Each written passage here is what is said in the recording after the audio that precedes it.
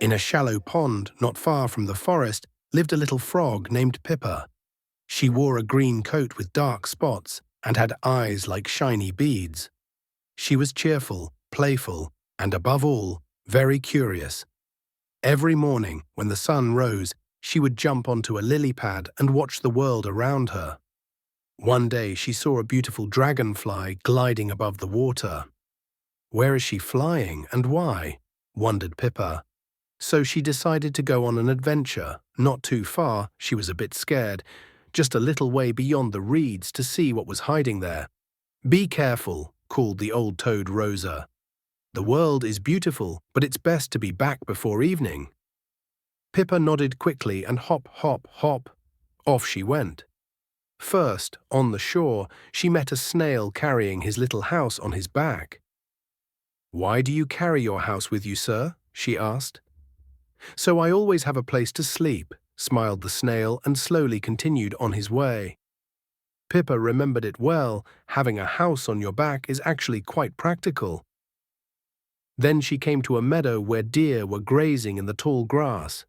A young fawn named Ellie sat down beside her. "You're a frog, right?" she asked. "Yes, and you're a deer," laughed Pippa. They played hide-and-seek among the flowers until Ellie's mother called her home. Pippa hopped on and reached a little stream. There she saw a fish swimming against the current. "Why are you swimming that way?" she asked. "To grow stronger," answered the fish. Pippa remembered again, sometimes it's good to go against the current if it makes you stronger. When the sun began to set, Pippa remembered Rosa's advice. She quickly turned around and hopped back toward the pond. On her way, she repeated in her mind what she had learned. A house on your back can be handy. Friendship can bloom even between a frog and a deer, and sometimes it's worth swimming against the current.